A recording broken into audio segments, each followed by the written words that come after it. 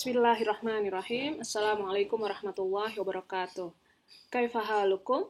Apa kabar mahasiswa dan mahasiswi yang solih dan solihah? Semoga kita semua masih diberi kesehatan ya, diberi keafiatan, kemudian kita masih tetap semangat untuk terus belajar walaupun kita masih harus belajar dari rumah.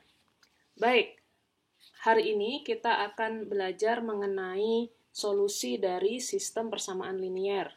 Ini adalah pertemuan lanjutan dari mata kuliah metode numerik, tepatnya kita ada di pertemuan 9. Dalam video kali ini, kita akan belajar mengenai vektor, matriks, dan persamaan linier.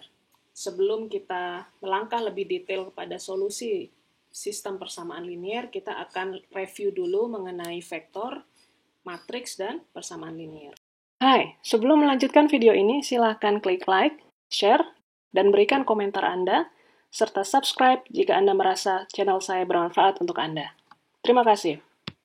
Baik, kita akan belajar vektor, gitu ya. Vektor itu kita sudah sama-sama ketahui bahwa bentuk vektor yang kita kenali adalah vektor baris atau vektor kolom. Jadi vektor itu bisa disajikan dalam bentuk seperti ini, kira-kira ya.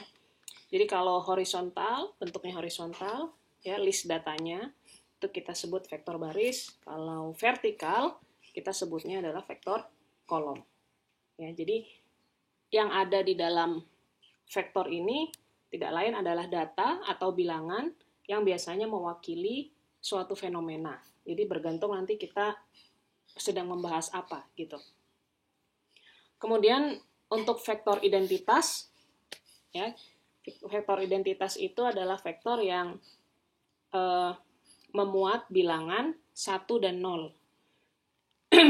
Jika nanti matriksnya berbentuk 4 kali 4, biasanya vektor identitasnya itu kalau diuraikan bentuknya adalah 4 kali 1, gitu ya, 4 baris ya. 1, 2, 3, 4 baris, kemudian 1 kolom. Oke? Jadi kalau disusun nanti satunya berada di bagian diagonalnya matriks. Oke, kemudian selanjutnya kita punya matriks. Ya, kalau vektor tadi list datanya itu biasanya tunggal atau satu dimensi. Kalau bahasa komputer bilangnya begitu ya biasanya ya. Dimensinya 1 kalau vektor. Nah, sedangkan matriks itu biasanya lebih dari 1. Oke. Matriks itu data-datanya sama seperti vektor, dia punya alamat dan punya penamaan berdasarkan alamat itu. Ya. Kalau yang ini saya tuliskan di sini, matriksnya adalah 2 kali 3, artinya 2 baris dan 3 kolom. Jadi baris biasanya disebutkan terlebih dahulu. Oke, baris itu yang mendatar, kolom itu yang menurun. Nah, matriks 0 ini bisa direpresentasikan seperti ini. Jadi bentuknya 0 semua. Sedangkan matriks identitas itu selalu di bagian diagonalnya itu elemennya adalah 1 dan yang lainnya 0. Oke. Kemudian matriks diagonal. Matriks diagonal itu mirip seperti matriks identitas ya. Hanya di bagian diagonalnya saja yang tidak 0, sedangkan yang lainnya nilainya 0. Tetapi bedanya dengan matriks identitas, matriks diagonal ini, elemen diagonalnya itu tidak 1, gitu, tidak harus 1. Bisa 4, bisa 6, atau bisa bilangan lain. Kemudian matriks tridiagonal. Ya, matriks tridiagonal itu yang kurang lebih bentuknya seperti ini. Ya, segitiga bawah dan segitiga atasnya itu elemennya 0 dan yang tengah-tengahnya sini elemennya terisi. Oke, lanjut. Nah, ada juga matriks simetris. Matriks simetris itu yang elemen-elemennya berulang sehingga seakan-akan kalau kita lipat ke sini, dia mencerminkan. Jadi ini negatif 1 tercermin di sini.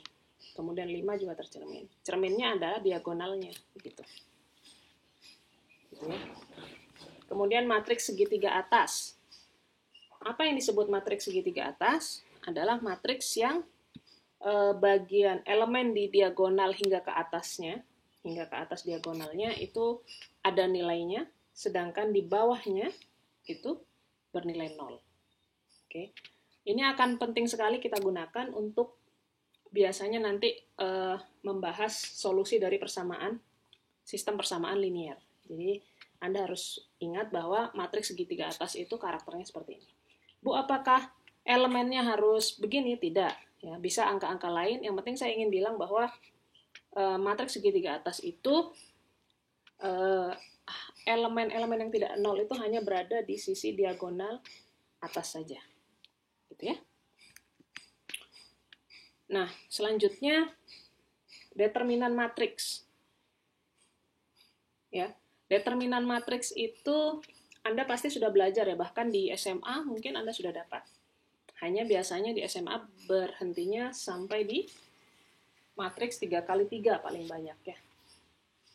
Nah, kita ingat kalau untuk matriks 2x2 determinannya adalah AD minus BC gitu ya. A kali D minus B kali C. Ya, ini simbol dari determinan. Jadi kayak simbolnya mutlak ya. Jangan salah paham. Oke. Nah, kalau matriks 3x3 bagaimana? Tentu beda kita perlakukan.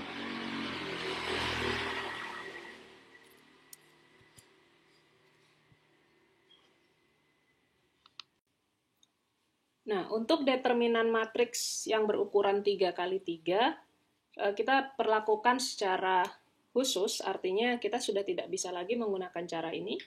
Ya. Kita gunakan, biasanya kalau di SMA dulu kita pakai bantuan garis gitu ya. Kita mau pakai porosnya yang mana? Misalkan saya pakai porosnya yang kolom pertama. Apakah harus kolom pertama, Bu? Tidak harus. Anda bisa kolom kedua, bisa kolom ketiga juga, atau bisa baris pertama saja, baris kedua saja, baris ketiga saja. Ya, kalau yang saya lakukan di sini adalah saya gunakan saya gunakan kolom pertama, ya tetap tidak bergerak, saya tutup. Kemudian yang bergerak adalah barisnya. Oke, sehingga terbentuklah 3 komponen ini. Oke, sekarang perhatikan tekniknya biasanya. Saya sebenarnya tidak ingin terlalu masuk jauh ya, karena ini tekniknya sudah dipelajari di SMA.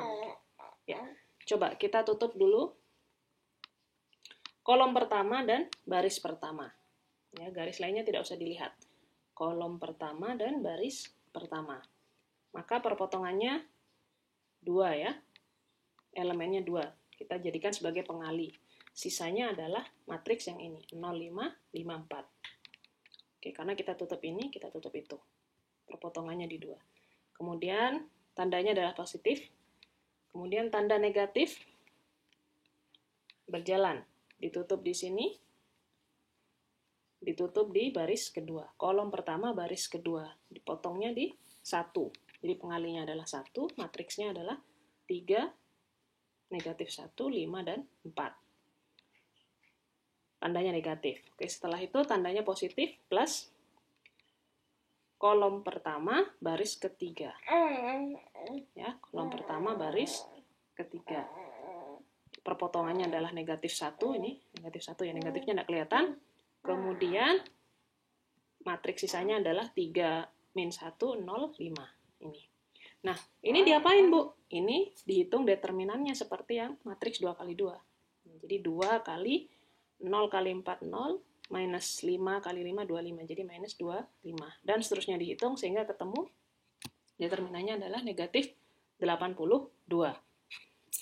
Ya, kurang lebih begitu ya. Jadi kalau masih belum jelas, Anda belajar lagi di buku-buku SMA Anda. Pasti ada, pasti ketemu. Oke? Nah, kemudian penjumlahan dan perkalian. Ya, karena ini dasar, jadi jangan sampai kalian tidak tahu. Kita menjumlahkan 2 matriks A dan B, ya. Kita hanya bisa dapat menjumlahkannya jika kedua matriks itu ukurannya sama. Ya. Jadi baris dan kolomnya sama. Ya, Anda baru bisa menjumlahkan. Kalau tidak sama, maka Anda tidak bisa menjumlahkan. Jadi yang dijumlahkan per komponennya, per titiknya. Jadi CIJ sama dengan AIJ plus BIJ. Jadi setiap komponen jumlahkan. Kalau perkalian, ya perkalian dua matriks hanya dapat dilakukan jika ukuran kolom di matriks pertama sama dengan ukuran baris di matriks kedua. Oke, jadi kalau Anda baru bisa mengalihkan matriks yang misalkan ukurannya 3 kali 2 ya, dikalikan dengan matriks 2 kali 3. Oke, anyway, ininya tidak harus sama ya. Tapi yang harus sama ini. Kolom di matriks pertama dengan baris di matriks kedua harus sama ukurannya, baru bisa dikalikan. Perkaliannya bagaimana? Dengan mengalihkan baris dan baris di matriks pertama dikalikan dengan kolom di baris di matriks kedua. Contoh. Saya tidak sajikan contoh di sini ya. Anda bisa perdalam lagi atau ingat-ingat lagi di konsep-konsep sebelumnya atau di aljabar linier mungkin sudah dipelajari. Oke?